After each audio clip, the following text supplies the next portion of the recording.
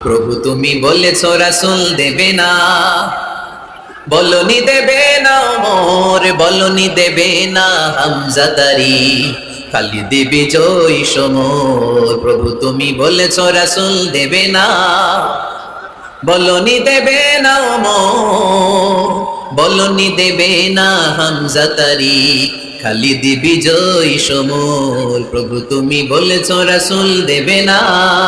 সুবহানাল্লাহ পড়ে। ওমর ফারুক রাদিয়াল্লাহু তাআলা আনহু দ্বিতীয় খলিফার নাম কি ছিল? সবাই বলেন কি নাম? সাইয়েদনা ওমর ফারুক রাদিয়াল্লাহু তাআলা আনহু। উনারে মুনাফিকরা খুব ভয় পেত। কারা? মুনাফিক চিনেন তো? ভিতরে এক বাইরে আরেক, তার নাম সবাই বলেন ভিতরে এক বাইরে আরেক, তার নাম মুনাফিক। ইউযহিরু খিলাফা মা ইউবতিন, আরবিতে কি বলে? ইউযহিরু খিলাফা মা ইউবতিন, প্রকাশ করে একটা ভিতরে আরেকটা। ভিতরে এক বাইরে আরেক, তার নাম সবাই বলেন ভিতরে এক বাইরে আরেক, তার নাম। আমরা কি মুনাফিক হতে চাই? এরা যখন যে সুবিধাজনক অবস্থানে থাকে তখন তার সাথে থাকে। ডান দিকে যে বলে আপনি ভালো, আমি আপনার দলের লোক, বায়ে যে বলে আরে না এটা খারাপ, আপনি ভালো, আমি আপনার দলের লোক। এরকম আছে না নাই? যখন যে ক্ষমতায় তখন তারে তেল মারে, যেদিকে বৃষ্টি আর তুফান ওইদিকে ছাতা ধরে। আছে না নাই? বাংলাদেশে একটা গান চলছিল কিছুদিন, শুনতাম, মধু হই হই পি সাবাইলা। সূরাতুল মুনাফিকুনের তাফসীর বোঝানোর জন্য এটা আমার জন্য খুব সহজ ছিল। মধু হই হই বি সাবাইলা, বলে মধু, বলে কি বাটির মধ্যে নিয়ে আসছে, বলে এটা মধু, বলে কি আসলে এটা কি? জোরে বলেন। আমরা কি মুনাফিক হতে চাই? না। আমরা কি হতে চাই? মুনাফিকরা হচ্ছে এদিকেও যায় না আবার ওদিকেও যায় না, মুযাবযাবিন। They all the time long in dilemma. They don't know where to go. They don't know where to proceed. কোন দিকে যাবে জানে না, ডানেও না বায়েও না, নেহি এদার নেহি ওদার, দরমিয়ান মে সাদার বাদার। এরকম আছে না? উপর দিয়ে ফিটফাট, ভিতর দিয়া সদরঘাট। সদরঘাট এখনো ফিটফাট হয় নাই। এই মুনাফিকের অবস্থা হচ্ছে উপরে ফিটফাট, ভিতরে সদরঘাট। আমরা কি মুনাফিক হতে চাই? কি হতে চাই? মুমিন হতে চাই। এই মুনাফিকের দলগুলো মদিনাতুল মুনাওয়ারাতে ওমর ফারুককে খুব ভয় পেত। ওমর ফারুককে দেখলে তারা থারথার করে কাঁপতো। শুধু মুনাফিকরাই নয়, খোদ ইবলিস শয়তানও সাইয়েদনা ওমর ফারুককে দেখলে ভয় পেত। আমরা আমাদের ছেলে মেয়েদেরকে যদি খাবার না খায় আমরা কি বলি? আম্মু খাবার খাও। কি আসবে? ভূত আসবে, বিড়াল আসবে, বাঘ আসবে। এগুলো গাজীপুরে বলে না বোধহয়। আপনাদের ছোট্ট মেয়েটা যদি রাত্রে খেতে না চায় আপনারা লোকমা তুলে কি বলেন? এই তাড়াতাড়ি খাও। কি আসবে? ভূত। ভূত আসবে। তো মদিনার সমাজে মদিনার ছোট্ট কচি কাঁচা সোনারমণিরাও রাতে খেতে চাইতো না। মদিনাতুল মুনাওয়ারার মায়েরা রাত্রিবেলা খাবার নিয়ে বাচ্চাদেরকে বলতো, মা তাড়াতাড়ি খাও, হা হুয়া ইয়াতি উমর, ওই যে উমর আসতেছে। উমর ইসলামের দ্বিতীয় খলিফা। আশাদ্দুহুম ফি আমরিল্লাহি উমর, আল্লাহর জমিনে আল্লাহর দ্বীন বাস্তবায়নের জন্য সবচেয়ে শক্তিশালী ছিল ওমর। চিল্লায় পড়েন সুবহানাল্লাহ। এই ওমর ফারুক রাদিয়াল্লাহু তাআলা আনহু যে রাস্তা দিয়ে হাঁটতো, শয়তান ওই রাস্তা রেখে দিয়ে অন্য রাস্তা দিয়ে হাঁটতো। মা সালাকা শাইতানু ফাজ্জান সালিকান ইল্লা সালাকা ফাজ্জান গায়রা ফাজ্জিক। বিষ্ণু বলছেন, ওমর শয়তান তোমারে দেখে এত ভয় পায়, তুমি যে রাস্তা দিয়ে হাঁটো শয়তান তোমারে দেখলে ওই রাস্তা রেখে দিয়ে অন্য রাস্তা দিয়ে হাঁটে। চিল্লায় পড়েন সুবহানাল্লাহ। সাইয়েদনা ওমর ফারুক মসজিদে নববীর ইমাম। মসজিদে নববীর কি ইমাম? আপনারা শুনতেছেন? এই ছেলেরা বসে যাও, বসে যাও, বসে যাও, বসে যাও। সাইয়েদনা ওমর ফারুক মসজিদে নববীর ইমাম। এদিকে তাকান, আমার দিকে তাকান, আমার দিকে তাকান। উনি প্রত্যেক নামাজের ইমামতি করতে আসতেন মসজিদে নববীতে। জোহরের নামাজে ইমামতি করলেন। ইমামতি করে দেখলেন নামাজ শেষ, সবাই বের হয়ে চলে যায়। এটাই ইসলামের নিয়ম, ঠিক কি না? ফাইদা কুদিয়াতিস সালাতু ফান্তাশিরু ফিল আরদ ওয়াবতাগু মিন ফাদলিল্লাহ। নামাজের সময় হ্যাঁ বলাইছি, নামাজের সময় কাজের সময়, নামাজের সময় কাজের সময়। ফাইদা কুদিয়াতিস সালাত, যখন নামাজ শেষ হয়, ফান্তাশিরু ফিল আরদ, জমিনে ছড়িয়ে পড়ো। এটা ইসলামের আইন। তার মানে আল্লাহ বুঝাতে চাইলেন নামাজের সময় মসজিদে চলে যাও। নামাজ যখন শেষ হয়ে যাবে, শিক্ষক চলে যাবে স্কুলে, কৃষক চলে যাবে ফসল খেতে, মেম্বার অফ দ্য পার্লামেন্ট চলে যাবে সংসদ ভবনে, ব্যবসায়ীরা চলে যাবে শপিং মলে, ঠিক না? কাজে চলে যাও। ওমর ফারুক নামাজের ইমামতি করিয়ে নামাজ শেষ করলেন, সবাই চলে গেল। ইয়ামান দেশ থেকে আসা কিছু লোক গোল হয়ে বসে আছে, জিকির আজকার করে, ইবাদত করে, এরা যায় না। এরা কি করে না? যায় না। আসরের নামাজে সাইয়েদনা ওমর ফারুক রাদিয়াল্লাহু তাআলা আনহু নামাজের ইমামতি করলেন, নামাজ শেষ সবাই চলে যায়, এরা যায় না। মাগরিবের নামাজের পরেও এরা যায় না, এশার সালাতের পরেও এরা যায় না। এশার পরে উনি ধরলেন, মা বালুকুম মা খাতবুকুম, হোয়াটস রং উইথ ইউ ম্যান, তোমাদের কি সমস্যা? জোহর, আসর, মাগরিব, এশা প্রত্যেক সালাতের পরে সবাই যার যার কাজে চলে যায়, তোমরা যে যাও না? বাড়ি কই? বলি ইয়ামান। তো বসে থাকো কেন? কি করো? কই জিকির করি। কি করি? কি করি? জিকির আজকার করি, তাসবিহ তাহলিল করি, ইবাদত করি। তো তোমরা যে যাও না, তোমাদের খাবার দেয় কে? খাবারের ব্যবস্থা হয় কোত্থেকে? তারা বলল, আমাদের জিকির দেখে, আমাদের বুজুর্গি দেখে আশেপাশের লোকেরা পাতিল ভরে খাবার নিয়ে আসে, ওই খাবার আমরা খাই। নাহনু আল মুতাওয়াক্কিলুনা আলাল্লাহ, আমরা আল্লাহর উপর তাওয়াক্কুল করে এখানে বসে থাকি। ওমর ফারুক বললেন, সর্বনাশ, তোমরা যদি মুতাওয়াক্কিলুনা আলাল্লাহ হও তাহলে কেমনে হবে? তোমরা তো মুতাওয়াক্কিলুনা আলাল্লাহ নাও, তোমরা হচ্ছে আল মুতাওয়াক্কিলুন বা'দুকুম আলা বা'দ, আল্লাহর উপর তাওয়াক্কুলকারী নয়।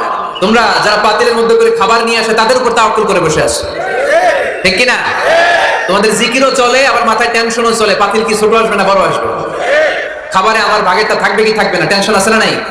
কারণ অন্যের উপর নির্ভরশীল, নিজেরা রান্না করে নাই, নিজে তো বাজার করে নাই, নিজের তো অ্যারেঞ্জমেন্ট বলতে কিছু নাই, আরেকজন যা দিয়ে যাবে ওইটা খাবে। ওমর ফারুক বুঝালেন, আরে বোকা, এটারে তাওয়াক্কুল বলে না। তোমার সাধ্যে যতটুকু আছে তার সবটুকুন করার পরে তুমি তাওয়াক্কুল করবে একজনের উপর, তিনি কে? এক সাহাবী বললেন, ইয়া রাসূলুল্লাহ, ইয়া হাবিবাল্লাহ সাল্লাল্লাহু আলাইহি ওয়াসাল্লাম, আমি অনেক দূর থেকে সফর করে এসেছি, এই যে আমার উটের রশিটা, এটা ছেড়ে দিয়ে যদি আমি ঘুমিয়ে যাই, আল্লাহর উপর তাওয়াক্কুল করি, আমার উটটা বসে থাকবে নাকি? বিষ্ণু বললেন, না, এটাতে তাওয়াক্কুল বলে না। উটের রশি রেখে দিয়ে ঘুমাইলে তোমার উট দৌড় দিবে। এ আকিলহা সুম্মা তাওয়াক্কাল আলাল্লাহ, উটের রশিটা আগে দড়ি দিয়ে ভালো করে গাছের সাথে বাঁধো, তারপরে তাওয়াক্কুল করবে একজনের উপর, তিনি কে? আগে বাঁধতে হবে, তারপরে তাওয়াক্কুল, আগে কাজ করতে হবে, তারপরে তাওয়াক্কুল। এক লোক বড় হুজুরের কাছে দোয়া চাইছে, হুজুর আপনি দোয়া করবেন আল্লাহ যেন আমার একটা ছেলে সন্তান দেয়। কি দেয়? কথা বুঝে নাই বোধহয়। কি দেয়? ছেলে সন্তান দেয়। তো হুজুর অনেক দোয়া করে দিছে, বড় হুজুর, আল্লাহ তারে তুমি ছেলে সন্তান দিও। তো ছেলে সন্তান হয় নাই। তার পরের বছর এসে আবার হাজির, হুজুর একটু দোয়া করেন আমার জন্য আল্লাহ একটা ছেলে সন্তান দেয়। হুজুর আবার দোয়া করলেন, কিন্তু ছেলে আর হয় নাই। পরের বছর এসে আবার হাজির, হুজুর একটু দোয়া করেন। কি দোয়া করবো বাপ? বলে হুজুর দোয়া করেন আল্লাহ যেন আমার একটা ছেলে সন্তান দেয়। হুজুর আবার দোয়া করলেন। এর পরের বছর এসে আবার হাজির, কয় হুজুর ছেলে সন্তান। হুজুরকে ঘটনা কি? ঘটনা কি? এর সন্তান হয় না কেন? বললো বাবা তুমি কি বিয়ে করছো? কয় না। ছোটটা বিয়ে না করলে তোর সন্তান হবে কোত্থেকে? আগে তো বিয়ের পর্বটা সার, তারপরে তাওয়াক্কুল করবি কার উপর? বিষ্ণুই বললেন, তাগদু খিমাসান তারুহু বিতানান, পাখিগুলোর মতো যদি সকালবেলা তাওয়াক্কুল করে বের হয়ে যাও। প্রতিটা পাখি, আপনাদের গাজীপুর এলাকায় পাখির বাসা আছে নাকি? কি পাখি আছে? বাবুই পাখি, হ্যাঁ, কি পাখি? সব আছে। তো পাখিগুলো এই গাজীপুরের বিভিন্ন গাছপালার উপরে যে নিড বানিয়েছে বাসা, দেখবেন সকাল বেলায় এই পাখিগুলো আল্লাহর উপর তাওয়াক্কুল করে বের হয়ে যায়। এই পাখিগুলো জানে কোন জায়গায় ওর রিজিক আছে। এই পাখিগুলোর রিজিকের ব্যবস্থা করলো কে? সারা দিন শেষে পাখিগুলো আবার ওদর পূর্তি করে পাখিগুলোর নিডে ফিরিয়ে দেয় কে? জানে না কোথায় খাবার আছে। আমাদের ফ্রিজ আছে, ফ্রিজ, ডিপ ফ্রিজ, 7 দিনের বাজার করে ডিপ ফ্রিজের মধ্যে খাবার রেখে দেই। পাখিদের ডিপ ফ্রিজ আছে নাকি? আমাদের টাকা বেশি ঘরের মধ্যে হয়ে গেলে ব্যাংকের মধ্যে অ্যাকাউন্টে ফেলে দিয়ে আসি। পাখিদের কোনো ব্যাংক অ্যাকাউন্ট আছে নাকি? তারুহু তাকদু খিমাসান তারুহু বিতানান, সকালবেলা পাখিগুলো কিচির মিচির আল্লাহর জিকির করে বের হয়ে যায়। বিকেলবেলা প্রতিটা পাখির পেটে খাবার দিয়ে আবার ফিরিয়ে দেয় কে? এটার নাম তাওয়াক্কুল। ওমর ফারুক বললেন, তোমরা যা করছো এটা তাওয়াক্কুল নয়। নামাজের পরে বের হয়ে যাবা, আল্লাহর জমিন যে আবাদ করবা, কৃষি কাজ করবা, ব্যবসা করবা, বাণিজ্য করবা, চাকরি করবা, আবার নামাজের সময় ঘরে আসবা। এর মাধ্যমে তোমার ঘরে যে হালাল রিজিকের ব্যবস্থা আল্লাহ করে দিবে, এটার নাম হলো তাওয়াক্কুল। পড়েন সুবহানাল্লাহ। গোটা জমিনটা আমাদের, গোটা জমিন আমাদের জন্য আল্লাহ দিয়েছেন। যেখানে যাবেন রিজিকের ব্যবস্থা আছে না নাই? আপনাদেরকে শোনাইছি না যে বাংলাদেশের পাহাড়ে কি চাষ হয়? ওখানে জুম রেখেছে আল্লাহ। মালয়েশিয়ার ক্যামেরন হাইল্যান্ডে আল্লাহ ফলের বাগান, ফুলের বাগান রেখেছে। আবার আপনি সাগরের মধ্যে নামলে রিজিক আছে না নাই? কি আছে? মাছ। সুবহানাল্লাহ বলবেন না? ওয়ালাকাদ কাররামনা বানি আদম ফাহামালনাহুম ফিল বাররি ওয়াল বাহরি ওয়া রাযাকনাহুম মিনাত তাইয়্যিবাত। রব্বুল আলামিন বলেন, আমি পুরো বনি আদমকে সম্মানিত করেছি, জলে স্থলে সব জায়গায় মানব জাতিকে বিচরণের সুযোগ করে দিয়েছি, আর মানুষের জন্য আমি আল্লাহ হালাল রিজিকের ব্যবস্থা করেছি। সুবহানাল্লাহ পড়েন। হালাল রিজিকের ব্যবস্থা আল্লাহ করেছেন, এজন্য everyone should be energetic, everyone should be active. আমাদেরকে অ্যাক্টিভ হতে হবে, এনার্জেটিক হতে হবে, শ্রম করে করে কষ্ট করে করে আমাদেরকে আগাতে হবে। স্রষ্টা আমাদেরকে একটা যুদ্ধে ঠেলে দিয়েছেন, সংগ্রাম করে করে আমাদেরকে বেঁচে থাকতে হয়, ঠিক কিনা? এই জমিনে যখন আমরা এসেছি তখনই আমি সংগ্রাম করেছি। বিশ্বাস করেন, একজন স্বামীর এক ফোঁটা বীর্যের মধ্যে যদি 20 কোটি শুক্রাণু না থাকে, কয় কোটি? আরো জোরে। 20 কোটি শুক্রাণু যদি না থাকে, 20 কোটি বা 2 কোটি শুক্রাণু যদি না থাকে, তাহলে ওই শুক্রাণু থেকে কোনো মানব সন্তান মায়ের পেটে জন্ম নেয় না। তাহলে চিন্তা করেন, ওই 20 কোটি শুক্রাণুর মধ্যে আমি একটা শুক্রাণু, ঠিক কিনা? এতগুলো শুক্রাণু ডিম্বাণুকে আঘাত করে অ্যাক্টিভ হতে চেয়েছিল, ওই 2 কোটির মধ্যে বাকি সবগুলোরে হারিয়ে চ্যাম্পিয়ন হয়েছিলাম সেদিন মায়ের গর্ভে আমি। চিল্লায় বলো ঠিক কিনা? সেদিন আমার হাত ছিল না, সেদিন আমার পা ছিল না, আমার চোখ ছিল না, আমার রেসপিরেটরি সিস্টেম ছিল না, আমার ব্রেন সচল ছিল না, আমার মামা ছিল না, আমার দাদা ছিল না, আমার গায়ে শক্তি ছিল না। ওই কঠিন পরীক্ষায় যদি 2 কোটি কম্পিটিটরকে আমি হারিয়ে বিজয় লাভ করতে পারি, এই জমিনের বুকেও আমার কেউ হারাতে পারবে না। চিল্লায় বলো ঠিক কিনা? আমরা এসেছি বিশ্বকে জয় করার জন্য, জয় করার জন্য। আবার যখন মায়ের পেট থেকে বের হই তখন আমাকে সংগ্রাম করে বেরোতে হয়। এইখানে তোমরা আমার ছোট্ট সোনামণিরা সিজারে হয়েছো কারা কারা? দেখি সিজারে, যে হুজুর আমি সিজারে পৃথিবীতে এসেছি। হাত তোলো। কয়েকজন হাত তুলছে, মাশাআল্লাহ, ঠিক আছে, অসুবিধা নেই, হাত নামাও।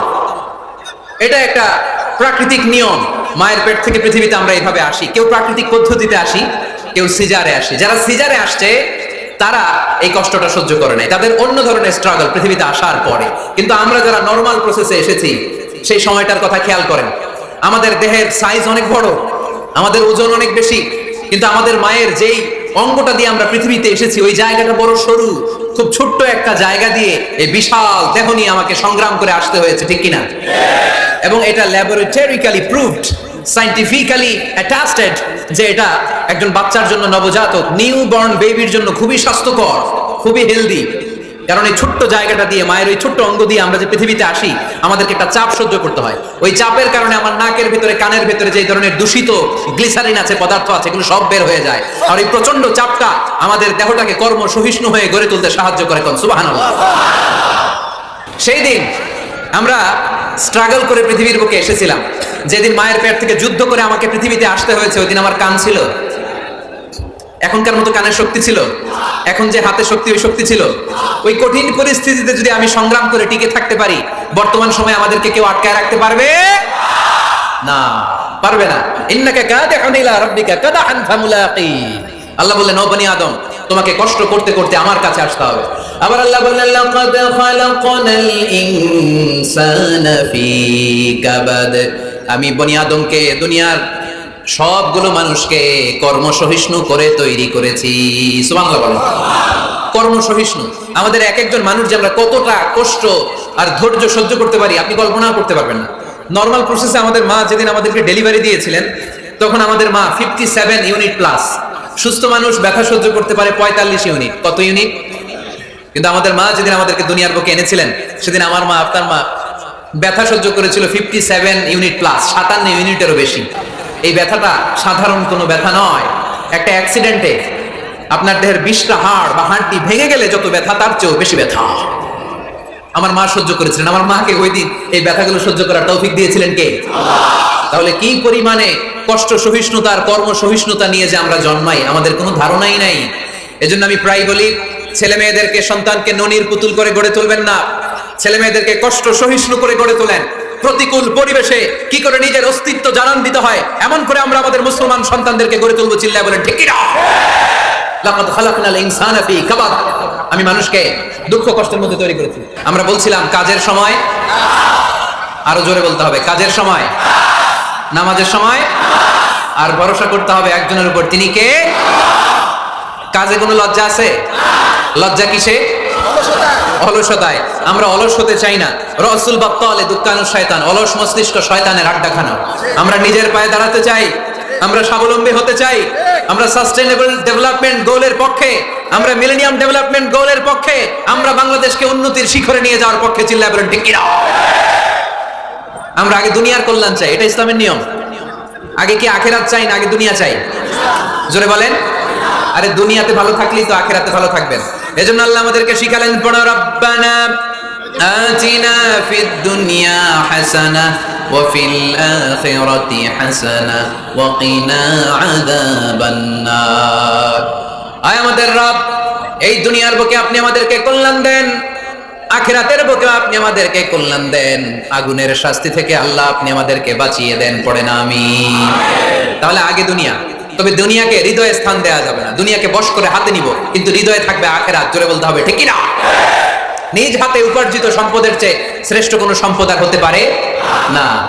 আমার দিনমজুর ভাইয়েরা, কুলি মজুর ভাইয়েরা, রিকশাওয়ালা ভাইয়েরা, ফ্যাক্টরি ওয়ার্কার যারা, আপনারা আল্লাহর কাছে অনেক সম্মানিত। আপনাদের উপার্জন হালাল, আপনাদের এক পা এমনি জান্নাতে ঢুকে আছে। এখন শুধু এক পা ঢুকাইলে চলবে? পা কয়টা? আরেকটা ঢুকানোর দরকার আছে না নাই? আপনাদের উপার্জন হালাল, আপনারা 5 ওয়াক্ত সালাত পড়বেন, মানুষের হক নষ্ট করবেন না, আব্বা আম্মার দোয়া নিবেন, দ্বিতীয় পাটাও জান্নাতে ঢুকায় দিবে কে? মা আকালা আহাদুন তুআমান কাত্তু খায়রুম মিন আইয়াকুলা মিন আমালি ইয়াদিহি। নিজের হাতে উপার্জিত সম্পদের চেয়ে, খাবারের চেয়ে শ্রেষ্ঠ সম্পদ আর হতে পারে না। আমার রিকশাওয়ালা ভাই, তার উপার্জন হালাল না হারাম? আমার কুলি মজুর ভাই, উপার্জন হালাল না হারাম? মাথার গাম পায়ে ফেলে ফ্যাক্টরি ওয়ার্কাররা যে বেতনটা পায়, এটা হালাল না হারাম? তাদের দোয়াকে কবুল করে নিবে কে?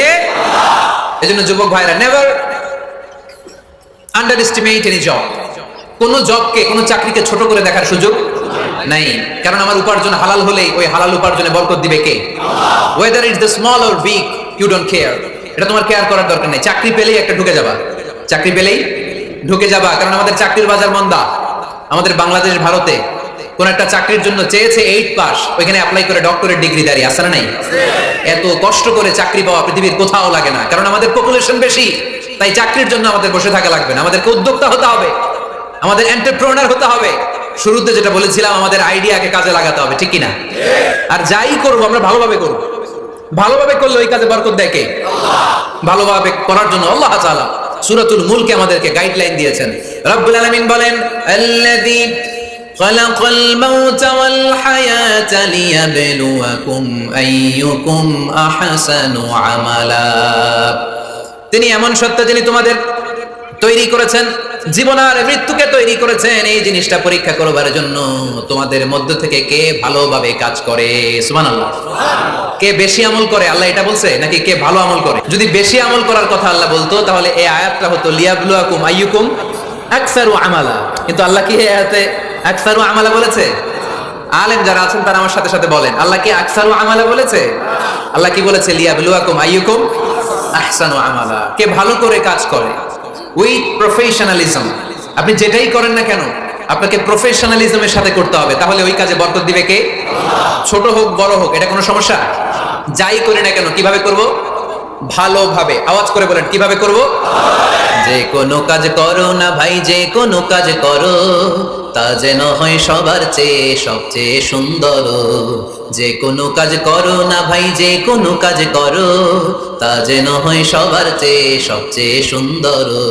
হোক না সেটা পড়া লেখা, রঙের ভাষায় ছবি আঁকা, হোক না সেটা পড়া লেখা, রঙের ভাষায় ছবি আঁকা, হোক না সেটা সামান্য কাজ কিংবা মহত্তর, তা যেন হয় সবার চেয়ে সবচেয়ে সুন্দর। যে কোনো কাজ করো না ভাই, যে কোনো কাজ করো, তা যেন হয় সবার চেয়ে সবচেয়ে সুন্দর। চিৎকার করে বলতে হবে, ঠিক কিনা? যাই করি না কেন সেটা যেন সবচেয়ে সুন্দর হয়। You have to make the best out of you, you have to try your level best. তোমার সাধ্যের যতটুকু আছে তার সবটুকু করতে হবে। বাকি বরকত আর কল্যাণ আমাদেরকে দান করবে কে? বিষ্ণু ইসলাম কখনো অলসতাকে উৎসাহিত করেন নাই, ভিক্ষাবৃত্তিকে উৎসাহিত করেন নাই। তিনি পরিশ্রমকে এপ্রিশিয়েট করেছেন। এক সাহাবী রাদিয়াল্লাহু তাআলা আনহু এসে বললেন, ইয়া রাসূলুল্লাহ, আমাকে কিছু দান করেন। আ'তিনি শাইআন। বিষ্ণু বললেন, তুমি ভিক্ষা করো, তোমার ঘরে কিছু নাই? সাহাবী বললেন, লা ইয়া রাসূলুল্লাহ, কিছু নাই।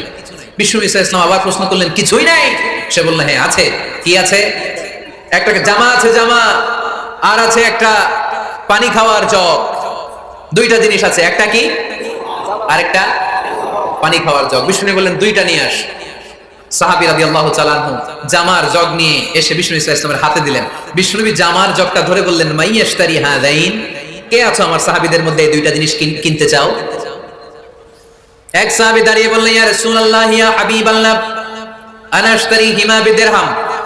এই দুইটা জিনিস, একটা জামা, একটা পানি খাওয়ার জগ, আমি 1 দিরহাম দিয়ে কিনে নিতে চাই। পড়েন সুবহানাল্লাহ। বিশ্বনবী বললেন, 1 দিরহাম তো কম হয়ে যায়, 1 দিরহামের চেয়ে বেশি দিয়ে কেনার মতো যদি কেউ থাকে একটু হাত তোলো। মাইয়াজিদু আলা যালিক, এর চেয়ে বেশি দাম দিয়ে কেনার মতো কেউ আছো নাকি? আরেক সাহাবী হাত তুলে বললেন, ইয়া রাসূলুল্লাহ, ইয়া হাবিবাল্লাহ, আশতারিহিমা বিদিরহামাইন, আমি 1 দিরহাম নয়, আপনার সম্মানে 2 দিরহাম দিয়ে জিনিসগুলো কিনে নিতে চাই। 2 দিরহাম। বিষ্ণু বললেন, ওকে ফাইন, ডান, 2 দিরহামে বিক্রি হয়ে যাবে। দিয়ে দেওয়া হলো। 2 দিরহাম নিয়ে বিষ্ণু ইসলাম ওই আগন্তুক ভিক্ষুক সাহাবীর হাতে দিয়ে বললেন, যাও, 1 দিরহাম দিয়ে তোমার পরিবার পরিজনদের জন্য খাবার কিনে নিয়ে যাও, আর 1 দিরহাম দিয়ে একটা কুঠার কিনে নিয়ে আসো। কি কিনে নিয়ে আসো? সবাই বলেন। কুঠার চিনেন আপনারা? কুঠার দিয়ে কি করে? গাছ কাটে। ওই সাহাবী আর 1 দিরহাম দিয়ে একটা কুঠার কিনে নিয়ে আসলেন। বিশ্বনবী সাল্লাল্লাহু আলাইহি ওয়াসাল্লাম নিজ হাতে ওই কুঠারের একটা হাতল লাগাই দিলেন। সুবহানাল্লাহ পড়তে পারলেন না মজা করে? হাতল ছাড়া কুঠার ধরা যায়? ধরা যায় না। বিশ্বনবী কাঠের একটা হাতল লাগাই দিলেন। এই হাতলটা দিয়ে বিশ্বনবী বললেন, try to imagine the attitude of the last messenger Muhammad সাল্লাল্লাহু, he changed the world for the better and made us better creature. তার নাম কি? কি নাম? He was Muhammad sallallahu alayhi wa sallam. Muhammad, mercy upon mankind, teacher of all mankind. Abul Qasim, ya Habibi, ya Muhammad, ya Shafi'i, ya Muhammad, khairu khalqillahi Muhammad, ya Mustafa, ya Imam al-Mursalin, ya Mustafa, ya Shafi'al alamin. Pardon সবাই, ya Mustafa, ya Imam al-Mursalin, ya Mustafa, ya Shafi'al alamin. He taught us to be just and kind, and to feed the poor and hungry, help the wafer and the orphan child, and to not be cruel and miserly. His speech was soft and gentle, like a mother stroking her child. His mercy and compassion were most radiant when his smile was. Muhammad sallallahu alayhi wa sallam. Muhammad, mercy upon mankind, teacher of all mankind. Abul Qasim, ya Habibi, ya Muhammad, ya Shafi'i, ya Muhammad, khairu khalqillahi Muhammad. পড়েন সবাই, ya Mustafa, ya Imam al-Mursalin, ya Mustafa, ya Shafi'al alamin, ya Mustafa, ya Imam al-Mursalin, ya Mustafa, ya Shafi'al alamin. Muhammad, সুবহানাল্লাহ পড়েন। He was Muhammad sallallahu alayhi wa sallam. জঙ্গলে যে কাঠ কাটো, লাকড়ি বানাও, বাজারে যে বিক্রি করো। লা ইয়াহতাতিবা আহাদুকুম হাজমাতান ফি যাহরিহি খায়রুম মিন আই ইয়াসআলা আহাদান ফায়ু'তিয়াহু আও ইয়ামনাহু। যাদের গায়ে জোর আছে, শক্তি আছে, পরিশ্রম করে লাকড়ির বোঝা পিঠে নিয়ে বাজারে বিক্রি করা অনেক ভালো কারো কাছে হাত পাতার চেয়ে। কারণ তুমি হাত পাতলে লোকজন তোমার দিতেও পারে, নাও দিতে পারে, কিন্তু পরিশ্রম কখনো বৃথা যায় না। What is the moral of the story? রাসূল সাল্লাল্লাহু আলাইহি ওয়াসাল্লামের প্রফেটিক স্টোরি থেকে আমাদের শিক্ষা কি? বিশ্বনবী বললেন, যাও কাঠ কেটে নিয়ে আসো। লা উরিদু আন আরাকা 15 আইয়াম, সামনের 15 দিন আমি যেন আমার চোখ দিয়ে তোমার আমার আশেপাশে ঘুরঘুর করতে না দেখি। সাহাবী চলে গেলেন, কাঠ কাটতে আরম্ভ করলেন, বাজারে বিক্রি করতে আরম্ভ করলেন। 15 দিনের ব্যবধানে 10 দিরহাম নিয়ে বিশ্বনবীর দরবারে ওই সাহাবী হাজির হয়ে গেলেন। 10 দিরহাম নিয়ে হাজির হয়ে গেলেন। এসে বললেন, ইয়া রাসূলুল্লাহ, ইয়া হাবিবাল্লাহ, আমি আর দরিদ্র নাই, আমি আর ভিক্ষা করি না, আমি নিজের পায়ে দাঁড়িয়েছি, আমি স্বাবলম্বী হয়েছি, আমি অন্যান্য খেটে খাওয়া মানুষের মতো এখন উপার্জন করে আমার ফ্যামিলির চাহিদা মিটাই। পড়েন সুবহানাল্লাহ। What is the moral of the story? এই প্রফেটিক স্টোরি থেকে আমাদের জন্য শিক্ষা হচ্ছে, বিষ্ণু ইসা ইসলাম চাইলেই ওই 2 দিরহাম দিয়ে বলতে পারতেন যাও এটা দিয়ে খাবার কিনে খাও, দুপুরবেলা খাইতো, রাত্রেবেলা আবার যাকাতের লাইন ধরতো। কথা কন। তার মানে বিষ্ণু ইসা ইসলাম কাজের প্রতি উৎসাহিত করেছেন। 2 নম্বর লেসন বা শিক্ষা হচ্ছে বিশ্বনবী সাল্লাল্লাহু আলাইহি ওয়াসাল্লাম পার্মানেন্ট সলিউশন করে দিয়েছেন, স্থায়ী সমাধান, ঠিক কিনা? আমরা প্রায় যাকাতের শাড়ি দেই, লুঙ্গি দেই, আছে না নাই? আলহামদুলিল্লাহ আপনাদের গাজীপুরে বোধহয় এগুলো নাইটাই, এখানে নাই, আছে? যদি থেকে থাকে এই ট্র্যাডিশন আপনারা বন্ধ করবেন। যাকাতের শাড়ি বলতে কোনো শাড়ি নাই, যাকাতের লুঙ্গি বলতে কোনো লুঙ্গি নাই। কারণ যাকাতের শাড়ি আর যাকাতের লুঙ্গি যদি আপনি বিতরণ করেন আর সামান্য সয়াবিন তেল আর চাল ডাল যদি আপনি প্যাকেট করে দিয়ে দেন, তাহলে 1 মাস পরে আবার যে সে আরেক জায়গায় যাকাতের লাইনে দাঁড় হয়ে যাবে। চিল্লা এখন ঠিক কিনা? এজন্য আপনাকে পার্মানেন্ট সলিউশনের ব্যবস্থা করতে হবে। আমি সব জায়গায় বলি যে প্রতিটি জেলার বিজনেস ম্যাগনেট যারা আছেন তারা সবাই মিলে একটা যাকাত ম্যানেজমেন্ট প্ল্যাটফর্ম গড়ে তুলুন। সেখান থেকে এমন ভাবে যাকাত দিন যাতে মানুষ স্বাবলম্বী হতে পারে। স্বাবলম্বী বানানোর জন্য, দারিদ্র বিমোচনের জন্য যাকাত এসেছে, যাকাতের শাড়ি লুঙ্গি বিতরণের জন্য নয়। আর যাকাতের শাড়ি এত পাতলা, মশারি কি পাতলা, এর চেয়েও পাতলা। দেখছেন কখনো? এখানে একবার ধোয়ার পরে দ্বিতীয়বার পরা যায় না। একবার ধোয়ার পরে শাড়ির দিকে তাকাইলে শাড়ি আপনার দিকে বেশি মেরা থাকবে। কথা বলেন ঠিক কিনা? এইভাবে শাড়ি লুঙ্গি দেওয়া যাবে? এভাবে তো শাড়ি লুঙ্গি বিতরণ করলে যারা লাইন ধরে যাকাত নিতে আসলো ওই আল্লাহর বান্দাদেরকে অপমান করা হয়। আর আল্লাহ বললেন ওয়ালাকাদ কাররামনা বানি আদম, আমি পুরো বানি আদমকে সম্মানিত করেছি। ফেরেশতার সম্মান বেশি না মানুষের? বুঝা শোনা বলেন কার? তুমি মাটির আদমকে প্রথম সৃষ্টি করিয়া ঘোষণা করিয়া দিলে শ্রেষ্ঠ বলিয়া, তাই তো নূরের ফেরেশতা করে আদমকে সেজদা। সুবহানাল্লাহ পড়েন। তাই তো নূরের ফেরেশতা করে আদমকে সেজদা, সবার চেয়ে সম্মান দিলে মাটির আদমকে।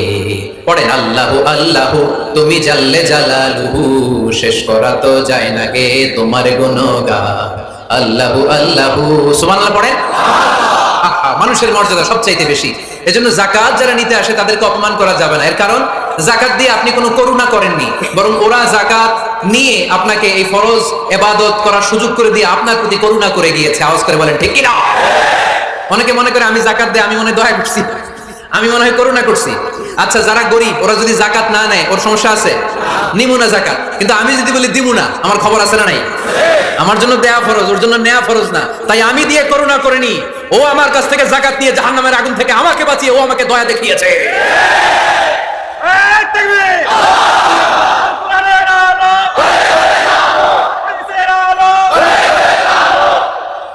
এজন্য যাকাত দারিদ্র বিমোচনের জন্য। কিভাবে যাকাত দিবেন?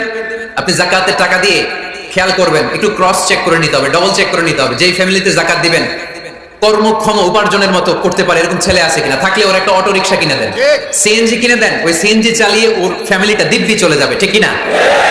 ওর একটা অস্ট্রেলিয়ান গাভী কিনে দেন, ওই গাভীর দুধ বিক্রি করে ফ্যামিলিটা স্বাবলম্বী হয়ে যাবে, ঠিক কিনা? লক্ষ্মীপুরে আমি ওয়াজ করলাম, বললো হুজুর আমরা এইভাবে একটা যাকাত ম্যানেজমেন্ট প্ল্যাটফর্ম গড়ে তুলেছি, এখানে আমরা টাকা জমিয়ে জমিয়ে আমাদের এলাকার যে সমস্ত ছেলেগুলো কর্মক্ষম, তাদের ঘরে টাকা পয়সা নাই, আমরা যাকাতের টাকা দিয়ে ওদেরকে প্রবাসী বানিয়ে দেই, বিদেশে পাঠিয়ে দেই। ওর কষ্টা অর্জিত সম্পত্তি, ওর ফ্যামিলি এখন দেদারসে চলছে, কোনো যাকাতের লাইনে যে তারা নিজেদেরকে আর অপমান বোধ করছে না। এইভাবে যাকাত দিতে হবে। দিলটার একটু খোলেন, হাতটার একটু খোলেন, তাহলে হৃদয়টারে খুলে দিবে কে? দে যাকাত, দে যাকাত তোরা দে রে যাকাত, দে যাকাত, দে যাকাত তোরা দে রে যাকাত, তোর দিল খুলবে পরে আগে খুলু খাত, দে যাকাত, দে যাকাত তোরা দে রে যাকাত। পড়েন আমিন। এই যাকাতের মাধ্যমে আমরা আমাদের বাংলাদেশকে স্বাবলম্বী করতে চাই। রাজি আছেন সবাই? সংঘবদ্ধ প্রচেষ্টায় যাকাত আদায় করতে রাজি আছেন? বিশ্বনবী সাল্লাল্লাহু আলাইহি ওয়াসাল্লাম চাইলে এই 2 দিরহাম দিয়ে বিদায় করে দিতে পারতেন, কিন্তু বিষ্ণু ঈসা ইসলাম তাকে কাজের প্রতি উৎসাহিত করলেন, পার্মানেন্ট সলিউশন দিলেন। এজন্য অলসতার সাথে ইসলামের কোনো সম্পর্ক আছে? আওয়াজ করে বলেন, অলসতার সাথে সম্পর্ক আছে? অলসতাকে যেন আজকে আমরা কি বলে দিছিলাম?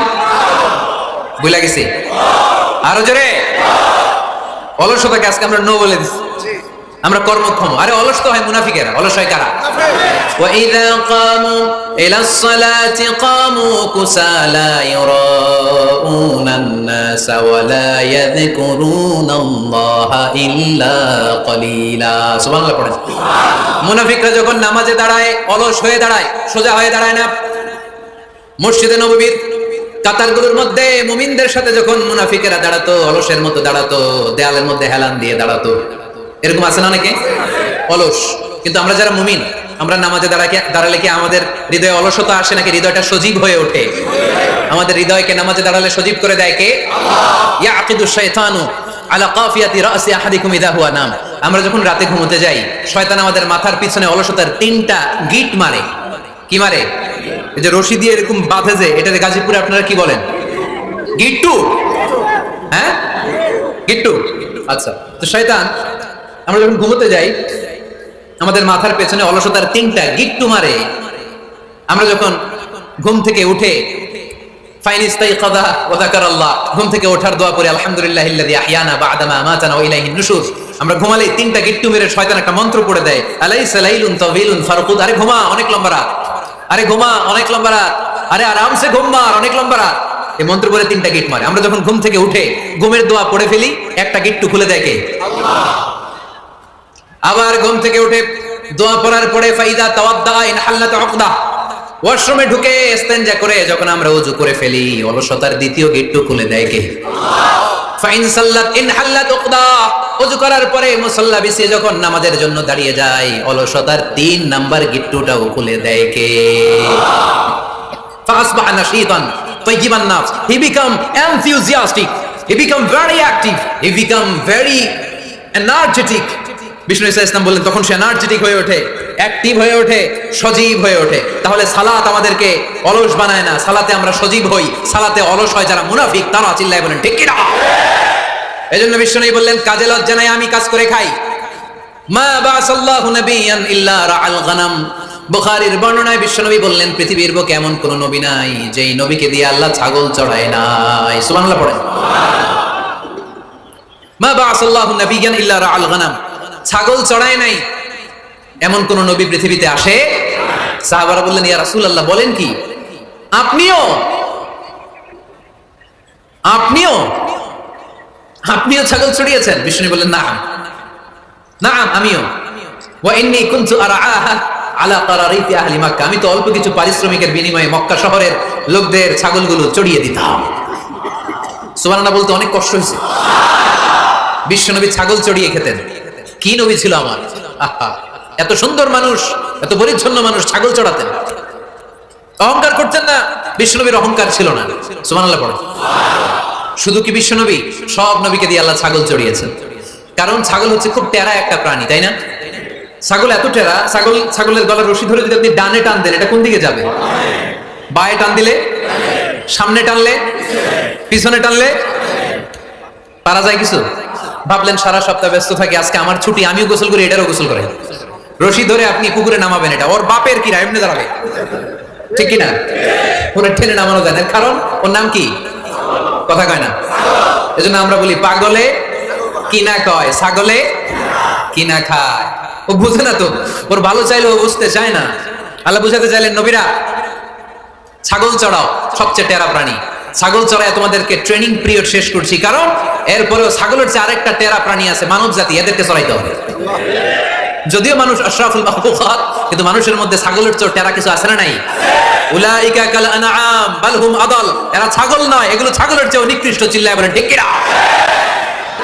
আওয়াজ তুলে পড়েন লিল্লাহে তাকবীর, লিল্লাহে তাকবীর, লিল্লাহে তাকবীর। সাইয়েদনা মুসা আলাইহিস সালাম চাষ করেছেন, দাউদ আলাইহিস সালাম নিজ হাতে বর্ম বানিয়েছেন, ছুরি বানিয়েছেন। আওয়াজ করে পড়েন সুবহানাল্লাহ। তাহলে কাজে কোনো লজ্জা আছে? লজ্জা কিসে? আর আজকের মাহফিল থেকে অলসতাকে আমরা কি বলে দিয়েছি? কাজের সময়, নামাজের সময় কাজে কোনো লজ্জা নেই। বিষ্ণু ইসলাম কাজ করে খেতে বলেছেন। প্রিয় ভাইয়েরা, বেশিরভাগই এখানে ফ্যাক্টরি ওয়ার্কার। আপনারা হাত তুলে আমাকে জানান দিয়েছেন শুরুতে, কর্মজীবী মানুষদেরকে বিশ্বনবী এত ভালোবাসতেন, মেহনতি মানুষদেরকে এত পছন্দ করতেন। বিদায় হজের ভাষণেও বাদ যায়নি মেহনতি মানুষদের কথা। তিনি বলেছেন খবরদার খারাপ আচরণ করবে না, নিজেরা যা খাবে তাদেরও তা খাওয়াবে, নিজেরা যা পড়বে তাদেরকেও তা পড়াবে। আতুল আজিরা আজরাহু ক্বাবলা আইয়াজিফা আরাকু, সুনানে ইবনে মাজার হাদিস। শ্রমিকের ঘাম শুকিয়ে যাওয়ার আগে তার পারিশ্রমিক দিয়ে দাও। আবার বিশ্বনবী বললেন খবরদার সালাসাতুন আনা খাসমুহুম, কিয়ামতের দিন 3 শ্রেণীর ব্যক্তির বিরুদ্ধে আমি আল্লাহ নিজে মামলা দায়ের করব। এক শ্রেণীর ব্যক্তি হচ্ছে রাজুলুন ইস্তাওফা আজিরান, ইস্তাআজারা আজীরান ফাস্তাওফা মিনহু ওয়া লাম ইয়াতি আজরা, যে ব্যক্তি শ্রমিক ভাড়া করে কাজ করালো কিন্তু তার টাকা দেয় নাই, তার পারিশ্রমিক দেয় নাই, আল্লাহ বলেন কিয়ামতের দিন তোর বিরুদ্ধে আমি দাঁড়াবো। I will be against you in the day of judgement. কেউ তোরে কিয়ামতের দিন সাহায্য করে ছুটাতে পারবে না। এজন্য খবরদার, শ্রমিকদের সাথে খারাপ আচরণ করবেন না। আবার শ্রমিক ভাইরাও যারা আছেন, আপনাদের ডিউটি যত ঘন্টা ঠিক তত ঘন্টাই পালন করতে হবে, তা না হলে কিন্তু আপনাদের উপার্জন হালাল হবে না। বিশ্বনবী সাল্লাল্লাহু আলাইহি ওয়াসাল্লামের সাথে বিশ্বনবী সাল্লাল্লাহু আলাইহি ওয়াসাল্লামের কর্মচারীর কি ঘটেছিল এই ঘটনাটা বলেই আজকে আমরা শেষ করব। আওয়াজ করে পড়েন ইনশাআল্লাহ। আমরা অনেকে মাইক পেলে বড় বড় ভাষণ দেই, কাজের মেয়েদের সাথে খারাপ আচরণ করবেন না, শ্রমিকদের অধিকার, নারীদের অধিকার, বড় বড় এরকম বক্তব্য আছে না নাই? বিশ্বনবী শুধু শ্রমিকদের অধিকারের কথা বক্তব্যের মধ্যে সীমাবদ্ধ রাখেন নাই, ওনার ব্যক্তিগত জীবনেও এগুলো পাবেন।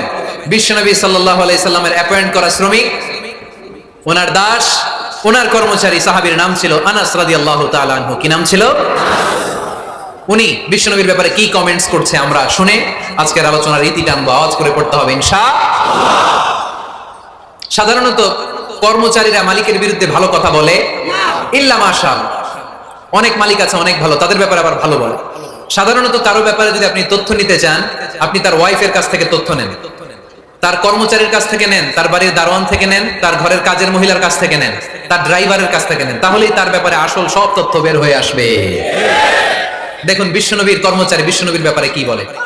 সাহাবীর নাম সবাই বলতে হবে, সাহাবীর নাম রাদিয়াল্লাহু তাআলা আনহু। উনি বললেন বিশ্বনবী যখন মক্কা থেকে মদিনায় হিজরত করলেন, হাজার হাজার মদিনাবাসী বিশ্বনবীর সাথে দেখা করতে গেল।